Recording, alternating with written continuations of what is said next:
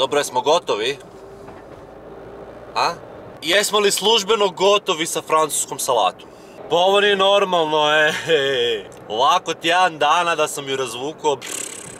A mislim, imao sam ih 3. Jednu radila žena, jednu mama, jednu teta. I realno, samo za mene su ih radile. Tako da, bio bi red onda završiti sve to. I mislim da napokon jesam.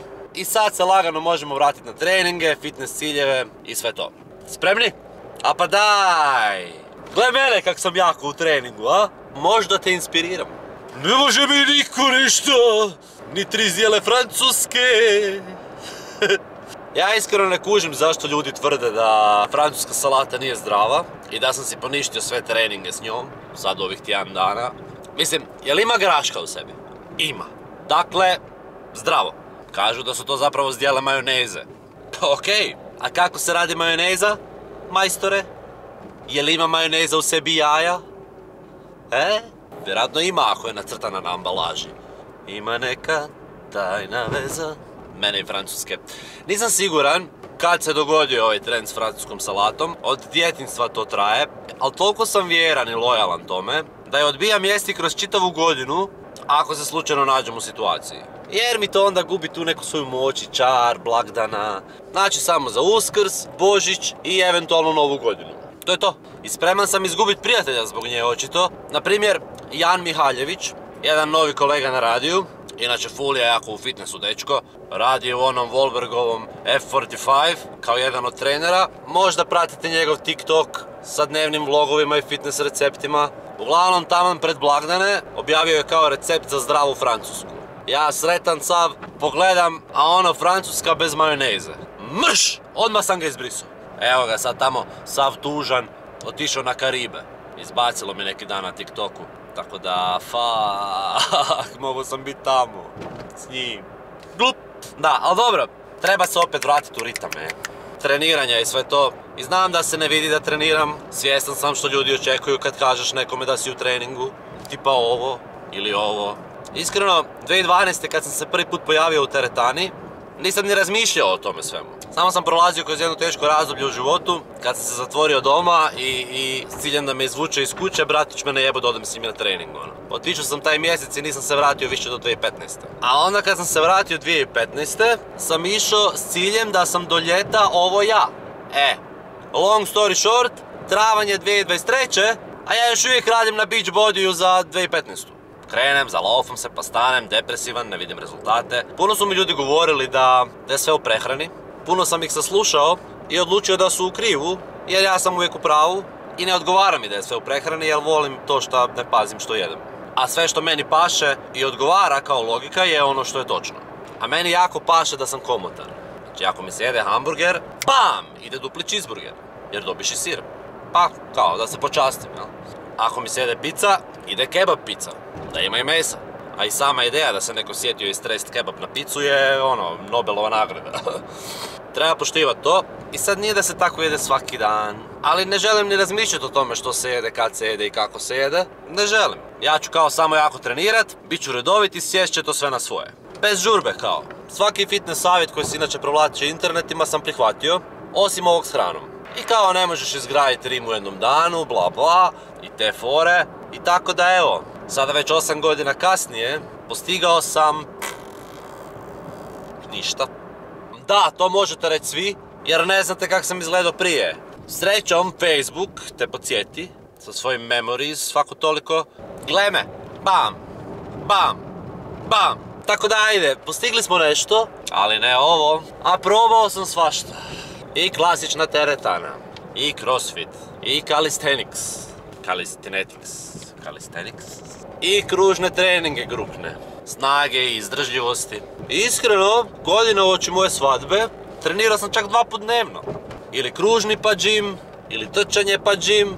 Imao sam ja rezultat, odlična kondicija, stanjio sam se full, ali kak sam se nikako hranio, izgledao sam tako lijepo šlank da je to bilo ružno za vidjeti, tipa Kopinkala, skoro 2 metra i da su mi prijatelji i da su mi sredili striptizetu za momačku, oko mene bi plesala najprirodnije ikad jer sam bio ko štanga. Naravno jer sam kao mladoženja, pa je kao prirodno da i mene cilja, ne? Uglavnom, u treningu sam, već par godina, uz povremene pauze. I rekao bi čovjek koji ne zna kako izgledam kad ne treniram, ček, ti treniraš kao nešto? Aha. Da, nekad sam to skrivao, čak i od frendova. Da kao vidit će kad se izgradim, pa onda ću ja reći njima. Ali s obzirom da ništa od toga, očito prestao sam skrivat. I mislim da ne treba to skrivat, znaš nije to. Dobro je što uopće treniraš. Jer ako i ne izgledaš baš photoshopirano, puno drugog dobrog si radiš za sebe, što možda ne skužiš odmah. M za psihu, M za navike, M za mindset, M za zdravlje. Što bi rekao naš poznati fitness influencer, vježbaj pička ti materina. Da, dobro je to. Ne možeš škoditi nikako. Osjetit ćeš puno benefita i promijenit ćeš se život. Ako ništa, zarolat će ti energiju tijela u nekom pravom smjeru i bit ćeš bolje volje, imat ćeš više snage, bit pozitivniji, sa više samopouzdanja. Evo, to sam ja primijetio, da, jesam. I normalno, svako toliko će te život s nečim ošamarit, da te podsjeti da nisi Bog i da te spusti na zemlju. I to je okej. Čak. Ali nemoj odjebat trening. Tijelo mora radit, ne ležat. To bi trebala biti higijena tijela, ko pranje zubi, ne? Svaki jebeni dan. I citirat ću sad jednog frenda, da se ogradim odmah, da ne bi bilo da sam ja rekao nešto u stilu da je ženama nešto lakše nego muškarcima danas. Uglavnom, on kaže da je ženama lakše trenirat, jer žene uglavnom u većem postotku samo žele smršaviti. Rijetko koja želi naglasiti neki poseban dio svoga tijela. Ok, sad je popularno da se gradi ogromno dupe, ali generalno većina još uvijek samo želi smršaviti. Mi muški smo komplicirani. Mi bi prsa, mi bi noge, mi bi ruke, biceps, triceps, vakav, nakav. To sve zahtijeva neki plan, program, držanje rasporeda, pravilna prehrana i tako dalje. I ono što sam naučio do sada o svemu tome je da je on u pravu. Tada, prije par godina kad mi je to rekao, sam si mislio, ima logike kao, ali ne zna on mene. Ja ću trenirati jako, ješću kak ja hoću i svejedno ću dobiti što ja hoću. E pa neću izgleda.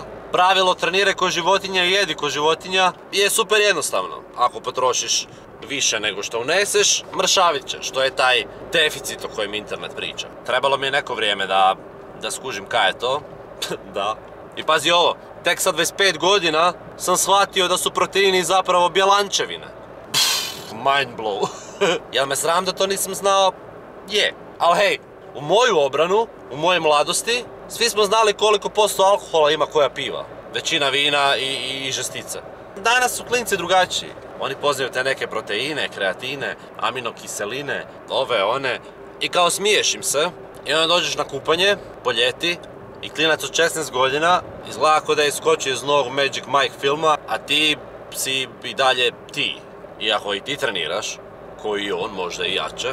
Tako da, loše. I ne bi poanta treninga trebala biti to, kako izgledaš. Kao što rekao, trening je napravio puno toga za moju osobnost, karakter, volju. Ali znaš ono osjećaj kad si toliko jako u nečemu i tako blizu i sve, onda k kragu želiš i taj trofej za taj trud, ne? A u svijetu treniranja, prsa, ruke, six pack, noge, znaš ono, to je trofej.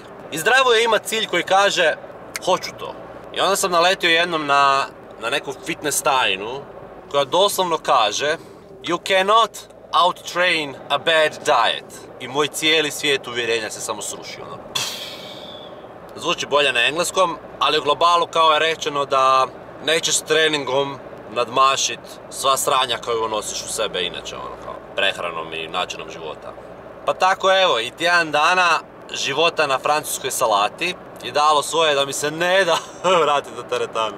Jednostavno ne mogu i ne želim živjeti na način da brojim kalorije, ne mogu, neću, navodno ni ne moram, samo sam zapravo ljen, jer ne kuham, pa nemam razvijenu svijest o tome što jedem, nego što žena napravi, to je ručak, to je fino, a sve ovo između su paštete, sendviči i slično, neke te stvari s nogu, eventualno jaja, hrenovke i tako. Ali navodno je to čak sve i okej.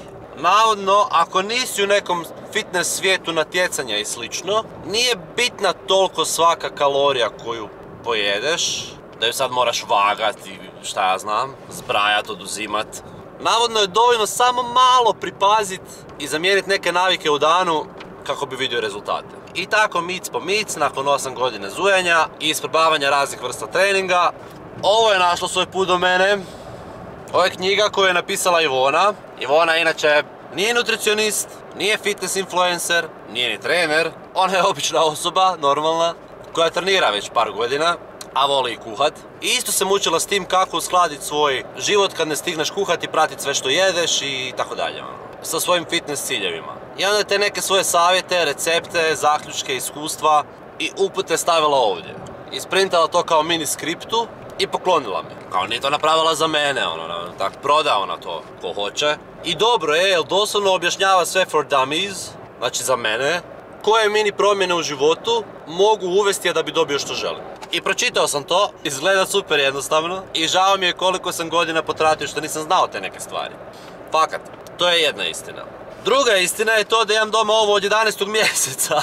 Još uvijek nisam počeo primjenjivati ništa od toga. Em ću poslije Božića, em ću poslije Nove godine, pa ću poslije Davidovog rođendana, pa sam zaboravio, pa evo poslije Uskrsa ću. I evo ga, govorim sad to javno, prestajem biti ljen i idemo završiti taj posao više. Pazi to, meni ne treba motivacija za treningom, tu sam redovit, tipa minimalno 2, 3, 4 puta tjedno. Meni treba motivacija da nekad, umjesto paštete, pojedem tipa tunu ili sendvič sa purećom salamom, Wow, idiot. I onda još sad kad se napravim da sam ovako jak, onda ću biti ljut vjerojatno jer ne mogu upravljati gromovima, ali hej, to sam ja. Jebi ga, nikad niš od mene. Uglavnom treba vježbat, sve je bolje nego ništa. Uskrs si prošao, pokreni se, svaki pokret je bitan, pa točno je da je samo šetnja svaki dan, ako to nisi radio sad bolje nego ništa. Tijelo je za to, za pokret, vragu. Vidit ćeš razliku brzo, vjeruj mi. Ili nemoj, šta ja znam o treningu i svemu tome. Gledaj me na što ličim, pa nisam ja trener. Jel jesam? Nisam, evo. Ali svejedno, lajkaj, šeraj, daj svoj komentar i pretplati se na YouTube kanal, stisni zvono tamo i dobit ćeš obavijest svaki put kad objavim novi video. Ok? Aj bok! Pa! هلا اجا الزعيم العظيم مرادين مدفكا الشعب يقول اني حاكم كريم اي ايوه